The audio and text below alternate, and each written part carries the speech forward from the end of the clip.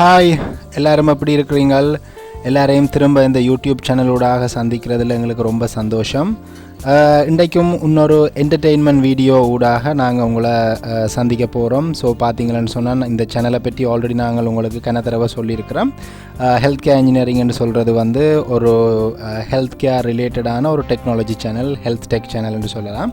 So நீங்கள் ஒரு health tech person, அது ரிலேட்டடான இன்ஃபர்மேஷனை தெரிஞ்சு கொள்ள விரும்புகிறீங்க அப்படின்னு சொன்னால் நீங்கள் எங்கள் சேனலில் சப்ஸ்கிரைப் செய்து கண்டினியூஸாக அதில் வர வீடியோஸை பார்த்துக்கலாம். பட் என்டர்டெயின்மெண்ட் வந்து நாங்கள் இடைக்குள்ளே பிரேக் எடுக்கிற நேரங்களில் நாங்கள் பல இடங்களை விசிட் பண்ணுவோம் ஸ்ரீலங்காவில். ஸோ அந்த டைமுகளில் ஒரு வீடியோ ஷூட் ஒன்று எடுத்து எங்களோட சப்ஸ்கிரைபர்ஸையும் என்டர்டெயின் படுத்துறதுக்காக நாங்கள் இந்த என்டர்டெயின்மெண்ட் ஜேர்னியை நாங்கள் உங்களுக்கூட ஷேர் பண்ணிக்கொள்வது வளமை. ஸோ அந்த வரிசையில் கணக்கை ஆல்ரெடி நாங்கள் ஷேர் பண்ணியிருக்கிறோம்.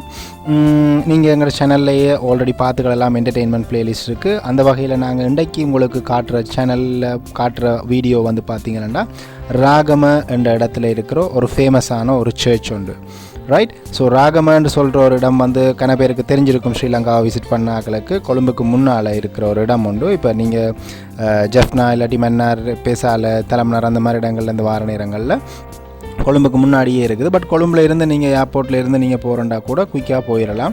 ப்ரைவேட் வெஹிக்கிள்ண்டா வித்தின் 1 hour நீங்கள் போயிடலாம். ஸோ இன்றைக்கு நம்ம பார்க்குற இடம் வந்து பார்த்திங்கன்னா ராகம சர்ச். அப்படி ராகமையில் கணக்கு சர்ச்சஸ் இருக்குது. ஸோ எஸ்பெஷலி இந்த சர்ச்சுக்கு பேர் ஸ்ரீலங்காவில் வந்து இந்த இடத்துல அதை கொமனா சிங்களத்தில் சொல்லுவாங்க லங்கா மாதா சர்ச் அப்படின்னு சொல்லி. அப்படி இல்லாட்டி ஜாத்திக பெசிலிக்கா சர்ச் அப்படின்னு சொல்லுவாங்க. தேசிய பெசிலிக்கா சர்ச், அதாவது தேவாலயம் அப்படி என்றும் இதை அழைக்கிறது. அப்படி இல்லாட்டி இலங்கையின் ராக்கினி அப்படின்னு சொல்லியும் இந்த சர்ச்சை அழைப்பாங்க. ஸோ இந்த இப்படி கணக்க பேர்கள் இந்த சர்ச்சுக்கு இருந்தாலும் ராகமேல இருக்கிற ரொம்ப ஃபேமஸான சர்ச்சுன்ற வரிசையில் இது ரொம்ப டாப்பில் இருக்கிற ஒரு சர்ச். ஸோ பார்த்தீங்களான்னு சொன்னால் இந்த சர்ச்சுன்ற அமைப்பில் பழைய காலத்து சர்ச். ஸோ இதில் ஹிஸ்ட்ரி நான் கொஞ்சம் வீடியோ தூரம் போக நான் உங்களுக்கு சொல்லுவேன், எங்களோட ஜாயின் பண்ணிடுங்க. எந்த டைமுமே ஆக்கலாத்தான் இருப்பாங்க. ஸோ இதில் ஃப்ரண்ட் வியூ இருந்தால் பாருங்கள் எவ்வளோ அழகாக ரொம்ப ஒன்று இருக்கும். அந்த கிட்டத்தட்ட அந்த பள்ளிவாசலோட மொஸ்கோட அந்த புரை ஷேப்புக்கு அந்த கோபுரம் மாதிரி இருந்தது. நடுவில் ஜீசஸ் கிரைஸ்டோட க்ராஸ் இருந்தது. இதில் ஸ்டெப்பில் நாங்கள் ஏறி போகும்போது கூட நாங்கள் பார்த்தோம் எல்லாமே அந்த ரொம்ப பழைய காலத்து ஆர்கிடெக்சர்ஸ். கட்டடக்கலைகள் என்றாலும் சரி, படிகள் என்றாலும் சரி, அங்கே இருக்கிற தூணுகள் என்றாலும் சரி, எல்லாமே அந்த கல்லுகள், கருங்கல்லுகள், மற்றது ரொம்ப பழைய காலத்தில் பாவிக்கிற டெக்னாலஜியை பாவித்து கட்டியிருக்கிறாங்க. டெக்னிக்ஸ் எல்லாம் இங்கே பாவிச்சிருக்கிறாங்க. பட் இந்த கோயில் அவ்வளவு பெரிய பிரம்மாண்டமான கோயிலாண்டு கேட்டால் இல்லை. பட் ஒரு சின்ன சர்ச் தான். But it is a basilica என்ற நான் உங்களுக்கு சொல்கிறேன். பட் கோயிலுக்குள்ளே கோயில் இருக்கிறத விட கோயிலோட வளவு தான் ஒரு ஏக்கருக்கு பல ஏக்கர்கள் உள்ள ஒரு வளாகுள்ள நடுவில் இந்த சர்ச் இருக்குது. ஸோ இதுக்கு பெரிய வரலாறுகள் இருக்குது. நாங்கள் சர்ச்சுக்குள்ளே முதல்ல ஃபர்ஸ்ட் போயிட்டு நாங்கள் அந்த சர்ச்சுக்குள்ளே எங்கள்ட ரிச்சுவல்ஸ் எல்லாத்தையும் செய்து போட்டு ஒரு சின்ன ப்ரேயர்ஸ் ஒன்றை முடிச்சு போட்டு நான் வந்து உங்களுக்கு சர்ச்சுக்குள்ளே எப்படி இருக்கும், உள்ள வியூ எப்படி இருக்கும் அப்படின்னு சொல்லி காட்டுறதுக்காக லவுடு இல்லையோ எனக்கு தெரியல. பட் நான் எடுக்கும்போது என்ன யாரும் எடுக்க வேணாம்னு சொல்ல இல்லை. நான் உங்களுக்கு ஜூம் அவுட் பண்ணி நான் உங்களுக்கு காட்டுறேன். நீங்கள் இப்போ வியூவில் இருந்து கண்டு ஃப்ரண்ட் வியூவில் பார்த்தீங்களான்னு சொன்னால் இந்த சர்ச் வந்து ஒரு பெசிலிக்கா என்ற அர்த்தம் நான் பிறகு சொல்கிறேன், கண்டினியூஸாக பாருங்கள். ஸோ இந்த சர்ச்சை யாருக்காக அர்ப்பணிச்சிருக்கிறாங்க அப்படின்னு சொன்னால் சென்ட் மேரி மரியாளுக்காக, புனித மரியாளுக்காக அர்ப்பணிக்கப்பட்ட ஒரு ஆலயம். ஸோ மரியாளுக்கு கன பேர்கள் இருந்தாலும் இந்த இடத்துல வந்து இலங்கையின் ராக்கினி, குவீன் ஆஃப் ஸ்ரீலங்கா, அப்படி இல்லாட்டி வேறு பேர்கள் இருக்கலாம். பட் எனக்கு அந்த பேர்கள் தெரியாது. பட் மெயினாக வந்து இந்த இடத்த வந்து இலங்கையின் ராக்கினி என்று சொல்லுவாங்க. சிங்களத்தில் வந்து இதை வந்து லங்கா மாதா சர்ச்சுன்னு சொல்லுவாங்க. ஸோ நாங்கள் அதுக்குள்ளே போயிட்டு பின்னால் ஒரு நற்கரணை பேழை இருந்தது, அதிலே நாங்கள் இது செய்து போட்டு பெசிலிக்கான்னு சொல்கிறதுக்கான காரணம் இப்போ உங்களுக்கு தெரியும். இப்போ பாருங்கள், இதில் நாங்கள் அண்டர் கிரவுண்டில் பின்னால் போகிறோம். அந்த சர்ச்சுன்ற பின்னால் போனால் ஒரு அண்டர் கிரவுண்டுலேயே, அதாவது அந்த ஆல்டருக்கு பின்னாலே அண்டர் கிரவுண்டுக்குள்ளே போகும்போது ஒரு சின்ன சேம்பர் மாதிரி இருந்தது. அங்கே தான் நற்கரணை பேழை எல்லாம் வச்சு இருந்தது, ஆக்கள் உள்ள இறங்கி ப்ரே பண்ணுறது. பட் பெசிலிக்கான்னு சொல்கிறதுக்கான அர்த்தம் இப்போ சொன்னால் உங்களுக்கு புரியுமென்னு நினைக்கிறேன். யாரோ ஒரு புனிதருக்கான ஏதோ ஒரு ரிலேட்டடான ஏதோ ஒரு சம்திங் உயிரோடையோ அங்கே அந்த இடத்துல அதை பிதைக்கும் போதோ அவங்கள ப்ரிசர்வ் பண்ணி வைக்கும் போதோ நம்ம அந்த சர்ச்சை வந்து பெசிலிக்கான்னு சொல்கிறதுண்டு எனக்கு நான் சின்ன சமய பாடங்களில் படித்ததுக்கான ஞாபகம் இருக்குது. மேபி அதில் ஏதோ பிள்ளைகள் இருந்தால் நீங்கள் காமெண்டில் கட்டாயம் சொல்லுங்க. ஸோ இந்த இடத்துல பார்த்தீங்கன்னு சொன்னால் ஐ திங்க் ஒரு ஆர்ச் பிஷப்பை வந்து பிதைச்சிருக்கிறாங்க. இதில் பார்த்தீங்கன்னா பேரர் திரு தோமஸ் கர்தினால் குரே அமதி என்று சொல்கிறது அமல மாதிரி தியாகிகள் சபை ஆக்கள் போல் இருக்குது. ஸோ தோமஸ் கார்டினல் குரேன்னு சொல்கிறவர் ஒரு ஆர்ச் பிஷப், அதாவது பேராயர்.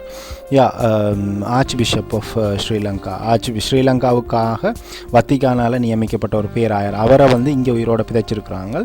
உயிரோடு இல்லை, அவர் செத்த பிறகு அவரோட இங்கே பிதைச்சிருக்கிறாங்க. ஸோ அவருடைய கல்லறை இங்கே இருக்கிறதால இதை வந்து ஒரு பெசிலிக்கா அப்படின்னு சொல்லி அழைக்கிறதாக நான் நினைக்கிறேன்.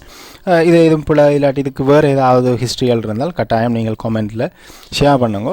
ஸோ அந்த அவருடைய அவருடைய கல்லறைகளை பார்த்துட்டு நாங்கள் வர நேரத்தில் அதில் ஒரு நோட்டீஸ் இருந்தது, அவரை புனித நிலைக்கு உயர்த்துறதுக்காக ப்ரேயர்ஸ் எதிர்பார்க்குறாங்க வெட்டிக்கான்லேருந்து. ஸோ ப்ரே பண்ணுங்க அப்படின்னு சொல்லியிருந்தது. ஸோ நாங்கள் அந்த ப்ரேயர்ஸ் எல்லாத்தையும் முடிச்சு போட்டு இப்போ கோயிலை சுற்றி பார்ப்போம் அப்படின்னு சொல்லி பார்த்துட்டு பின்னாலேயும் ஒரு சின்ன இடம் இருந்தது. நாங்கள் அப்போ வெளியே வந்து போட்டு பார்த்தீங்களா தெரியும், அந்த மேலே ஆல்டர்ஸ் இருக்குது, அதுக்கு கீழே தான் அவங்களோட பெசிலிக்கா, அவங்கள பிதைச்ச இடம் இருக்குது. ரைட். ஸோ அதில் பார்த்தீங்கன்னு சொல்லி போனால் பரிசுத்தரன் சொல்லியிருக்கிறது வந்து நட்கர்ண பேலை.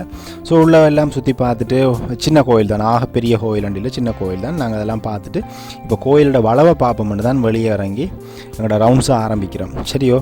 ஸோ பார்த்தீங்களான்னு சொன்னால் வளவு ரொம்ப பெருசு, ஏக்கர் கணக்கான உண்டு. ஸோ நான் ஆரம்பத்தில் இதில் ஸ்ட்ரக்சரை பார்த்துட்டு நினச்சேன், அந்த இப்போ பார்த்தீங்களான்னு சொன்னால் அந்த எஸ்டேட்டுகள் சைடுகளில் இருக்கும் படிக்கட்டு நிலப்பாடுகளில், அதாவது ஒவ்வொரு லெவலாக மேலே போக போக போக போக இருக்கிற மாதிரி தான் இந்த அமைப்பும் இருந்தது. ஏன்னு சொன்னால் இப்போ இதில் பார்த்தீங்கன்னு சொன்னால் இதுக்குள்ளே இது அப்படியே மெயின் என்ட்ரன்ஸ், நாங்கள் இந்த என்ட்ரன்ஸால் வந்தனாங்க. ஸோ இது மற்ற சைடால் வெளியே போகிற வழியை உங்களுக்கு காட்டுறோம். இப்போ நாங்கள் உள்ளே இறங்க போகிறோம், அந்த இது மெயின் என்ட்ரன்ஸை விட்டு கோயிலோட வளவுக்குள்ளே இறங்க போகிறோம். அப்போ இறங்கும்போது உங்களுக்கு நான் காட்டுறேன் அதில் கட்டமைப்புகள் எப்படி இருக்குது, எவ்வளவு நேச்சர் ரொம்ப அழகாக இருந்தது, எல்லாம் பெரிய பெரிய உயர வளர்ந்த மரங்கள். மேபி நான் நினைக்கிறேன் ஏரியல் வியூவில் பார்த்தா அந்த கோயிலுண்ட டூம்பு மட்டும், அந்த டோம் மட்டும்தான் தெரியும். டோம்னு சொல்கிறது அந்த கோயிலுண்ட மேல் முகப்பு மட்டும்தான் தெரியும், மற்ற எதுவுமே தெரியாது. என்ற அந்தளவுக்கு மரங்கள் அடர்ந்து போயிருந்தது.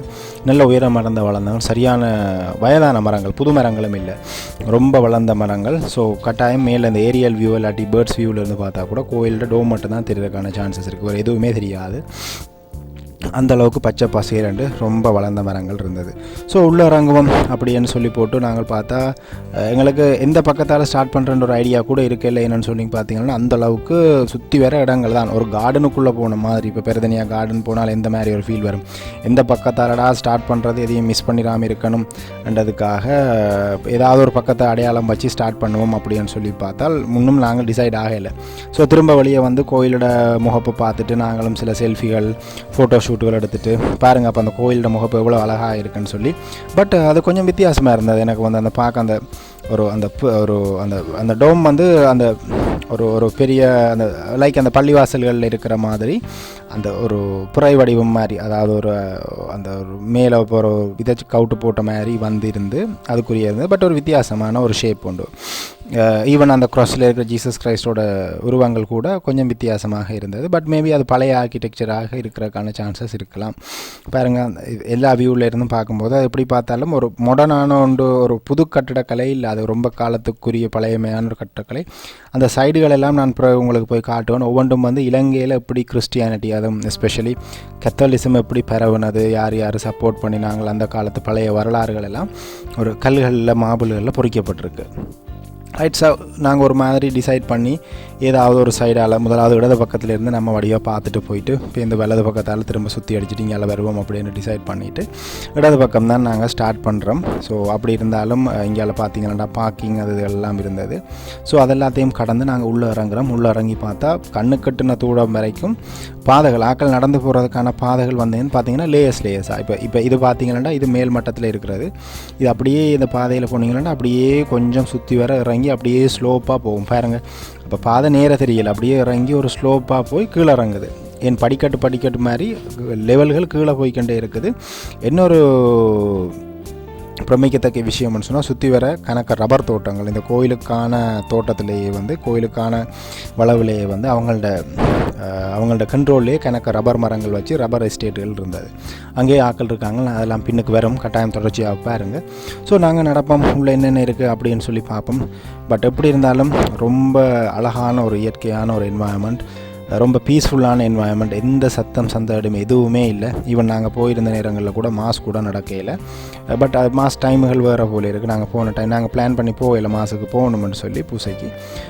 பட் ஜஸ்ட் திடீரென்று விசிட் பண்ணாதான் எங்களோட ஃப்ரீ டைமுகளை பார்த்துட்டு பாருங்கள் இப்போ இந்த பேமெண்ட் இந்த வாக் த்ரூவால் அப்படியே நீங்கள் நடந்து போனீங்கன்னா அதில் கொஞ்சம் ஆஃபீஸுகள் இருந்தது. பட் எல்லாமே க்ளோஸ்ட். ஏனென்றால் அது ஒரு ஆக்டிவ் ஹவர்ஸ் இல்லை. மேபி அந்த அண்டு லீவாக கூட இருந்திருக்கலாம். ஃபாதர் மேரோ அவங்களோட ஸ்டாஃபோ எல்லோரும் லீவு. உள்ளே இறங்கி போகும்போது கூட அந்த முதலாவது லேயரில் இறங்கினா கூட அதில் ஒரு சின்ன கை கோயில்னு சொல்லுவாங்க. ஒரு சின்ன கோயில் உண்டு, ரொம்ப அழகாக இருந்தது. அது எப்படி பார்த்தீங்கன்னா தனியாக கல்லுக்கு மேலே அந்த கோயிலை கட்டியிருக்கிறாங்களே. என்னென்னு சொன்னால் நான் அங்கால போய் மற்ற வியூவிலேருந்து நான் இதை காட்டுவேன் பாருங்கள். அந்த இடத்துல அந்த கோயில் இருக்குது, கீழே கணக்க கல்லுகளோட சப்போர்ட்டில். ஸோ இங்கேருந்து பார்க்கும்போதே கணக்க ஜீசஸ் கிரைஸ்டோட சுருவங்கள் மற்றது இந்த கோயிலை சுற்றி வர இந்த மாதிரியான வளவுக்குள்ளே பார்த்தீங்களென்றால் அந்த 12 ஸ்தலங்கள்னு சொல்லுவாங்க. இயேசுநாதர் பாடுபடுறதுல இருந்து அவரை சிலுவையில் அறையிறது, அந்த மாதிரியான 12 முக்கியமான ஸ்தலங்கள். மேபி எனக்கு அது ஒன்றையும் சரியாக சொல்லிக்கல தெரியல. அந்த மாதிரியான ஸ்தலங்கள் இங்கே ஒன்றும் அங்கே ஒன்றுமாக தூரத்தில் இருந்தது. மேபி நான் நினைக்கிறேன் சிலுவப்பாதைகள் செய்கிறது நேரங்களில் சுற்றுறதுக்காக அந்த ஸ்தலங்களை அங்கே அமைச்சிருக்கலாம். இதெல்லாம் ஆஃபீஸஸ். அது ஐ திங்க் இது அந்த பாவமன்னிப்பு கேட்குற இடம். அதுக்கு பிறகு நாங்கள் அந்த கோயிலுக்குள்ளேயும் பக்கத்தில் இருக்கிற அந்த சின்ன சர்ச்சுக்குள்ளேயும் இறங்கி ரொம்ப அந்த வியூவை பாருங்கள் எவ்வளோ ரொம்ப வடிவாக இருக்குது. ஈவன் அந்த ஃபாரினில் இருக்கிற சர்ச்சஸ் மாதிரியான ஒரு வியூவில் இருந்தது. கீழே பார்த்து இதெல்லாம் பாருங்கள். அந்த சர்ச் ஃபுல்லாகவே அதில் ஃபவுண்டேஷன் ஃபுல்லாகவே கல்லுக்கு மேலே தான் கட்டியிருக்கிறாங்க. ஏன்னா இந்த நிலம் ஒரு சமதளமான நிலம் இல்லை. பள்ளம் புட்டிகள் மேலே ஏற்றம் இறக்கம் மற்றது அந்த எஸ்டேட்டுகள் மலைநாடுகளில் இருக்கிற மாதிரிக்கு மேலே ஒரு லேயர் அதுக்கு கொஞ்சம் ஸ்லோப்பாகவே இறங்கி வருது. அப்போ அந்த ஒவ்வொரு ஸ்லோப்புக்கு ஏற்ற மாதிரி அவங்க அந்த இன்ஃப்ராஸ்ட்ரக்சர் செய்திருக்கிறாங்க. ஸோ நேச்சுரலாகவே பொண்டுகள் வளர்த்துருக்குறாங்க, இயற்கையாகவே பொண்டுகள் வச்சுருக்குறாங்க. அதுகளில் மேபி தண்ணிகள் எல்லாம் வச்சுருக்குறாங்க. தண்ணி சப்ளை எல்லாமே அவங்க பைப் லைன் தான். பட் இருந்தாலும் நுழம்பு பெருக்கங்களை தடுக்கிறதுக்காக வடிவான மீன் குஞ்சுகள் மற்ற வேலை கலர் ஃபிஷ்ஷஸ் அந்த மாதிரியெல்லாம் போட்டிருக்குறாங்க. ஸோ ரொம்ப அழகாக இருந்தது. நாங்களும் என்ஜாய் பண்ணிக்கண்டு எங்களுக்கு என்னென்னு சொன்னால் நாங்கள் போகிற வழியாலும் சரி வார வழி எதையும் மிஸ் பண்ணிடக்கூடாது, எல்லாத்தையும் வடிவாக பார்க்கணும். ஈவன் நாங்களும் அதை என்ஜாய் பண்ணணும். அதை எல்லாத்தையும் கேப்சர் பண்ணி எங்கள்கிட்ட சப்ஸ்கிரைபர்ஸுக்கும் போட்டு நாங்கள் என்டர்டெயின் ஆகி என்ஜாய் பண்ணுற அதே நேரத்தில் எல்லோரும் என்ஜாய் ஆகணுமன்றதுக்காக. ரைட். அப்போ உள்ள அந்த சர்ச்சுக்குள்ளே போயிட்டு குட்டி கோயில் தானே, அப்போ மெயின் சர்ச் மாதிரி இல்லை, இது சின்ன ஒரு சர்ச் தான். 2 பேர் ப்ரே பண்ணிட்டு இருந்தாங்க. நானும் போயிட்டு ஒரு சின்ன ப்ரேயர்ஸை சொல்லி போட்டோம். நாங்கள் அந்த சர்ச்சிலேருந்து திரும்ப வழியை திரும்ப அந்த பேமெண்ட்டில் அந்த பாதை ஊடாகவே நடக்க வலிக்கிட்டோம். ஸோ பாருங்கள் அந்த பேமெண்ட்லேருந்து சைடாக பார்க்கும்போது இந்த கோயில் பாருங்கள் சைட் முகப்பு. அதே நேரம் மற்ற சைடு நான் போவேன். நான் போயிட்டு நான் உங்களுக்கு திரும்ப காட்டுற டைம் நீங்கள் பார்க்கணும். பாருங்கள் நாங்கள் போகிற பாதையிலேயே மேலால் ஒரு தட்டு போகுது, அதே நேரம் அந்த பள்ளத்தால் திரும்ப இன்னொரு பாதை போகுது. அப்போ அந்த பாதை எங்கே போகுதுன்னு சொல்லி பார்த்தீங்கன்னா அதில் ஒரு ஜீசஸ் கிரைஸ்ட் அந்த சிலுவையில் தொங்கிட்டு இருக்கிற மாதிரியான ஒரு ஸ்டாச்சு உண்டு. அதுலேயும் போயிட்டு ஏன்னா இப்போ இது ஒரு ஆன்மீகம் சம்பந்தமான ஒரு இடமன்றபடியால் எந்த அளவுக்கு ஆன்மீகத்தில் நீங்கள் இருக்கிறீங்களோ அப்போ ஒவ்வொரு அந்த அந்த அந்த அந்த வியூ அந்த மைண்ட் செட்லேருந்து நீங்கள் மாறாத மாதிரிக்கு ஒவ்வொரு இடங்கள்லேயும் அந்த மாதிரியான சிலைகள் இதுகளை வச்சுருக்குறாங்க. ரைட். அப்போ இதுக்கு முன்னுக்கும் ஒரு சின்ன பொண்டு இருந்தது. மேபி நான் அதுக்குள்ளே எந்த மீனையும் பார்க்கல. மேபி அது எதுவும் டேமேஜோ என்னவோ தெரியல. பட் அதிலிருந்து நான் பார்த்துட்டு இப்போ இங்கேருந்து நான் பார்க்கும்போது அவங்க பாருங்கள் அதில் எவ்வளோ பள்ளங்கள் தெரியுதுன்னு சொல்லி. அந்த நிலங்கள் கீழ் நோக்கி தான் போகுது. சுற்றி வர மரங்கள் எல்லாம் பெரிய பெரிய மரங்கள், சின்ன கார்டன் மாதிரி இல்லை, எல்லாம் பெரிய பெரிய மரங்கள், ஒரு காடு மாதிரி.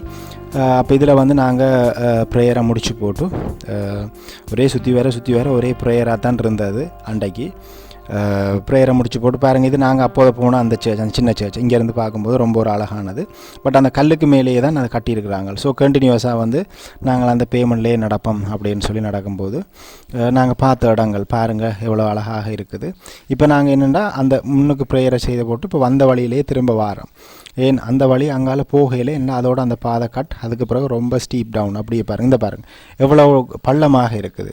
ரைட். பட் அங்கெல்லாம் இடங்கள் இருக்குது. ரைட். அதுக்கு போகிறதுக்கு பாதை வேறு சைடால் வருது. அப்போ அந்த பாதையை சரியாக ஃபாலோ பண்ணி போனால் தான் நம்ம அந்த பாதை போகிற வழிகளில் போகலாம். அப்படி இல்லாட்டி பாதை ஒரு இடத்துல கட் ஆகுதுன்னு சொன்னால் ஈவன் நீங்கள் விசிட் பண்ணுறண்டா கூட நீங்கள் அந்த பாதை கட்டானால் நீங்களாக ஒரு ரிஸ்க் எடுத்து பாதை இல்லாத இடங்களில் காலடி வச்சு போனால் வழுக்கும். சரியான பள்ளமான இடங்கள், மரங்கள், காடுகள் அதுகளபடியால் பாம்பு பட்டகள் பூச்சிகள் இருக்கிறதுக்கான பாசிபிலிட்டி இருக்குது. நானும் எதையும் பார்க்கல. பட் பாம்புகள் இருந்ததுக்கான இந்த அடையாளங்களையும் நானும் பார்க்கல, பாம்பு நானும் காணலை.